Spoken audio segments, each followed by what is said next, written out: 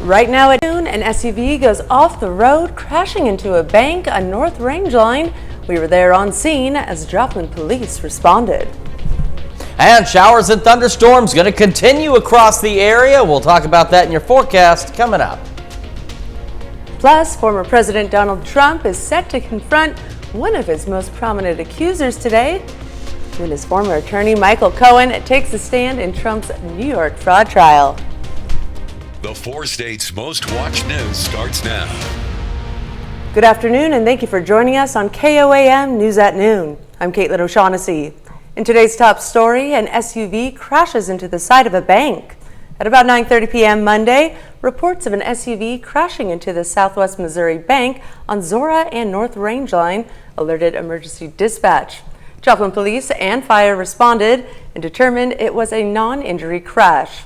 We were told on scene that a northbound SUV left the roadway and struck the east side of the bank.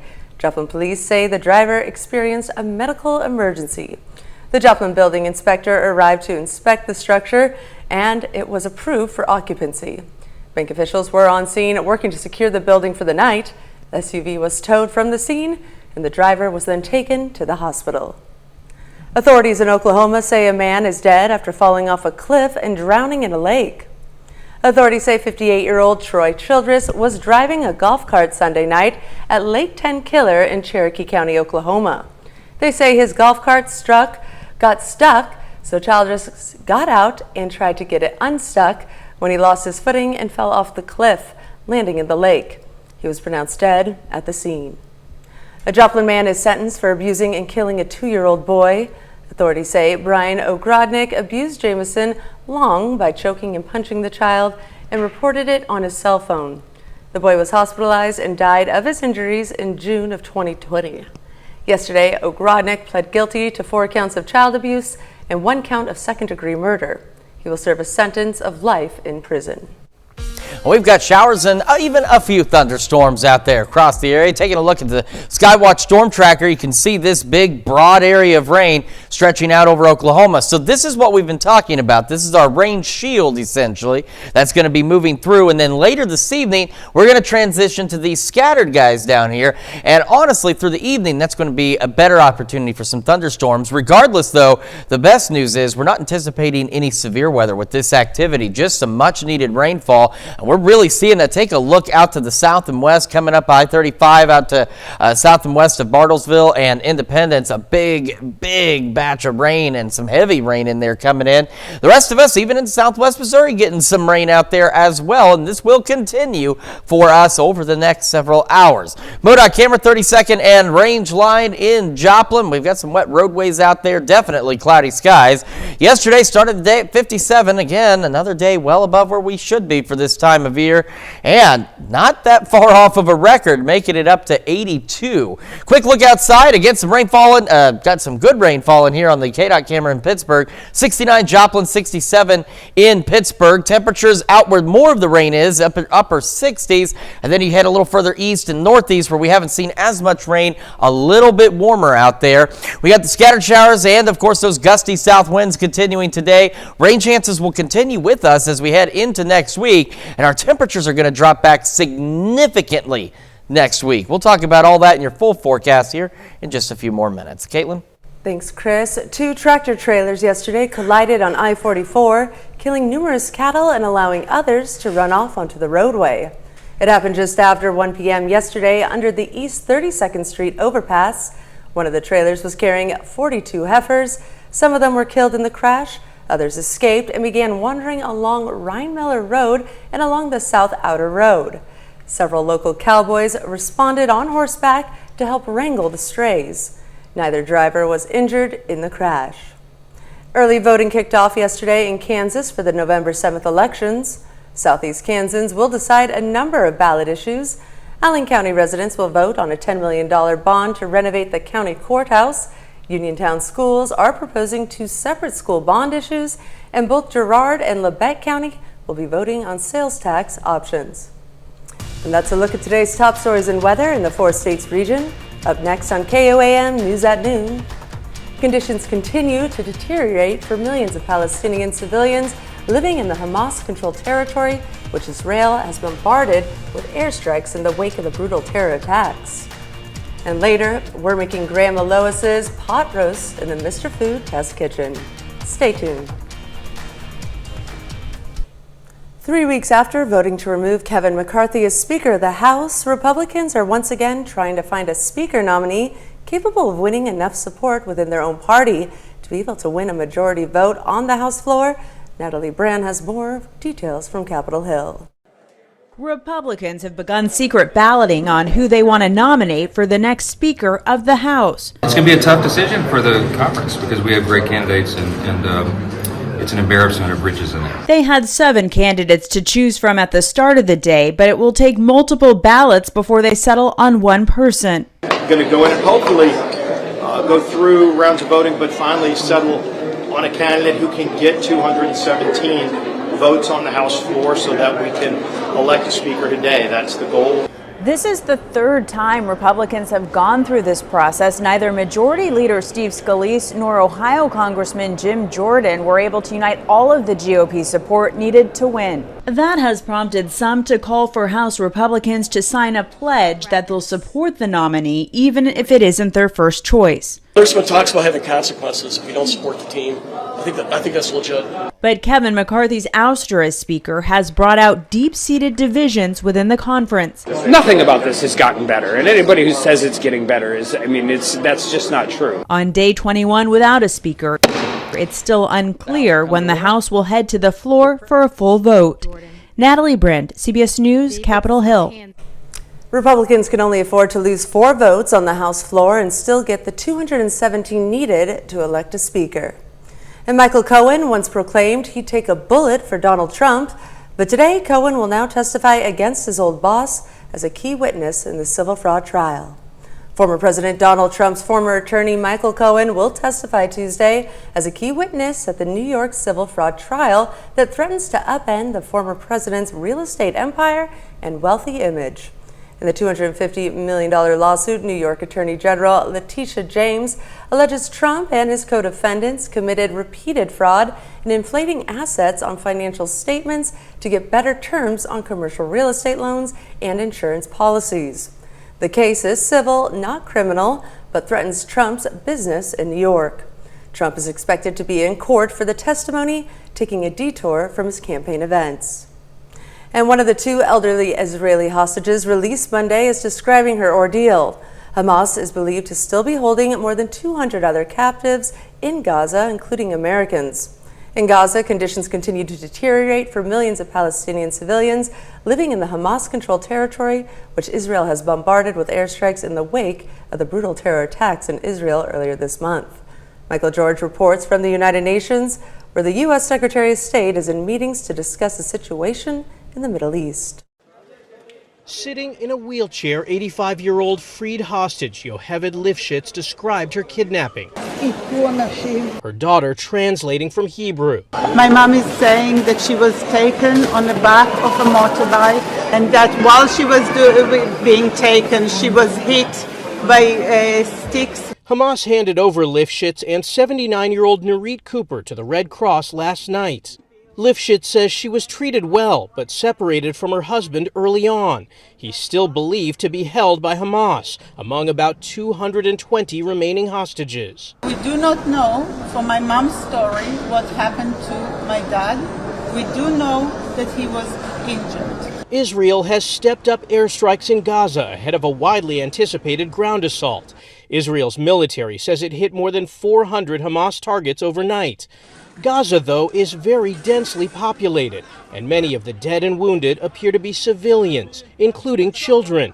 U.S. Secretary of State Antony Blinken is attending a UN security meeting on the Middle East, as United Nations agencies call for much more humanitarian aid to be allowed into Gaza. UN organizations describe the situation in Gaza, home to 2 million people, as dire. They say more than 20 times the aid currently being delivered is needed to support civilians living inside the Hamas-controlled territory. The trucks have come in so far are just a trickle in the face of the immense needs. UN officials say nearly 2/3 of Gaza's health facilities have ceased functioning as fuel runs very low. Michael George, CBS News, the United Nations. Israel has not allowed fuel into Gaza amid concerns that it'll end up in the hands of Hamas. Still to come on KOAM News at Noon, we see what's cooking with Mr. Food. Today, I have Grandma Lois in the kitchen, and we're cooking up a storm. Bring your appetite and maybe even your dancing shoes. Ready? But first, we've got more rain and even colder temperatures on the horizon. We'll take a look at that forecast when we come back. Welcome back to the KOAM News at Noon. So showers and even a few rumbles of thunder continue across the area. We got some heavier rain set to move into southeast Kansas and northeastern Oklahoma here in the next, hour or so across the area. Take a look at Skywatch Storm Tracker. There's that big rain shield I'm talking about. Let me back up here from Ponca City, I-35, back to the east toward Bartlesville and just to the southeast of Wichita. Big area, some fairly heavy rain. You can see the reds and the yellows in there. No severe weather with any of this, although a couple rumbles of thunder will be possible. We got some moderate rainfall coming into parts of southeast Kansas, southwest Missouri, and into northeastern Oklahoma out there. So we zoom out, and it's all part of this big batch of showers and even a few thunderstorms. So remember the future track we were talking about didn't really see much rain into southwest Missouri. Well, we're seeing a little more than what it thought, but it did see this bigger batch that would be rolling through southeast Kansas, and that's exactly what we're expecting. But it also saw later this evening, all of us getting in on scattered thunderstorm activity. And you look out across south central Oklahoma, there's those scattered showers and storms, and those will be rolling into the area over the next few hours as well. So let's see what the future track shows us down the way. By about 6 o'clock, some of those scattered showers and storms from south central Oklahoma will start rolling through the area. Now, because some of us, especially out to the northeast, say Stockton, Nevada, those locations up there, haven't seen as much rain yet. Therefore, you're going to be the ones that are a little bit warmer than the rest of us out there today with your afternoon highs. Scattered showers and storms will continue as we go through the evening, overnight hours, and into our Wednesday. Now, for Wednesday, we're not anticipating a big rain shield like what we're seeing today, but we will continue to see scattered showers and thunderstorms throughout the day before we get a pause in the evening ahead of more showers and thunderstorms going into our Thursday. And you can see a little more of a rain shield with that again, but this time it's a little further to the south and east. So more of Oklahoma and Missouri and Arkansas getting in on some of the heavier rain as we head into our Thursday across the area. Quick look outside, MoDOT camera, 32nd and range line in Joplin. Got some rain falling out there, some light showers. Got some light showers down in the Neosho area as well from the MoDOT camera at 60 and 59. We head to our camera here at the KOAM studios. Again, light showers, nothing too crazy. Otherwise, just plain old cloudy. And same from the KDOT camera, 69 East 520. It's just south of Pittsburgh. Quick look at currents. Cloudy skies. Got some light rain out there. 69 in Joplin. Southeast breeze at about 7, but we have seen gusts as high as about 25 out there. Over in Pittsburgh, south breeze at 8 right now. 67 with those cloudy skies. And again, temperatures out in Kansas where the rain's been for most of this day, a lot cooler. 68 in Yates Center, Neodesha. 69 Chanute, Iola. 73 Fort Scott's a little warmer and not bad in northeast Oklahoma depending on where you are. 70 Miami Grove, 71 Jay, 71 Anderson, Neosho. And then you got the points north, Nevada 73 and Stockton 75 because you haven't really gotten in on all the rainfall yet. Again, gusty south winds still possible, gusty in 30s, showers, thunderstorms. Most of us highs low to mid 70s out there. We're going to go low to mid 60s tonight with those scattered storms and gusty winds hanging around, still gusting to 25 and still gusting upwards of 30 tomorrow. A little bit warmer because the storms will be more scattered. So we're talking a few more upper 70s out there. But it's the 7-day we want to talk about real quick here. The mild temperatures, the 70s, they're going to hang with us through Friday. Thunderstorm chances, as I mentioned, they'll hang with us through Tuesday morning with the showers and storms. But then take a look at Saturday and Sunday. We start falling below normal, low 60s. Look at Monday's high, only 50. For Halloween, a high of only 49 degrees. And as we head into next week, not only do we get considerably colder out there, we're looking at the potential of our first freeze as our overnight lows start to fall back into the low to mid 30s as we start into the beginning of next week. So as the rain wraps up, it is going to leave us very chilly out there. So for Halloween, even though it's looking to be dry, it's going to be pretty darn cold, so make sure you've got a plan for the trick-or-treaters out there for their costumes and staying warm. Absolutely, that's the key. They have 1 week to figure it out, too. 1 week to get it sorted. All right, well, stick around because we're making Grandma Lois's pot roast in the Mr. Food Test Kitchen. We'll be right back. It's time to check in with Howard in the Mr. Food Test Kitchen. Today he's making an easy pot roast recipe that was shared with him by his grandma. It's called Grandma Lois's Pot Roast. Take a look. Every month or so, we like to do a segment called Grandma's Best Recipes, where we highlight some of the most seasoned cooks in the country. And joining us today is Grandma Lois, who's a mother of 4, has 5 grandchildren, and has a real passion for line dancing. Welcome, Lois. What was dinner time like at your house? Well, having 4 very active kids and my mom and my sister living with my husband and I, when it came to dinner, everything needed to be easy. And if it could be made in one pot, like my pot roast, all the better. To make it, all I do is brown a chuck roast in a heavy pot with an onion before simmering it with some beef broth, water, and garlic for about an hour. Then we'll add some potatoes and carrots and cook these until everything is tender. And I love how you told me that you thickened it up with a mixture of flour and water, shaken in a bottle, and then you would just pour it in. Let me tell you, one taste of Lois's pot roast, and there's no wonder she never had trouble getting her kids to the table. If you'd like the recipe for Grandma Lois's pot roast, all you have to do is go online. It's really good. Lois, thanks for taking some time away from your line dancing to join us today. Oh, I've enjoyed every minute of it. It's been fun, hasn't it? It has. Because when a recipe is this good and Grandma approved, you can bet that everybody will be saying, ooh, it's so good. Ready for a taste? Here you go. Try. To find this recipe along with many others, just head over to our website at KOAMnewsnow.com and click on Mr. Food. Now here's a look at the 4 state market prices.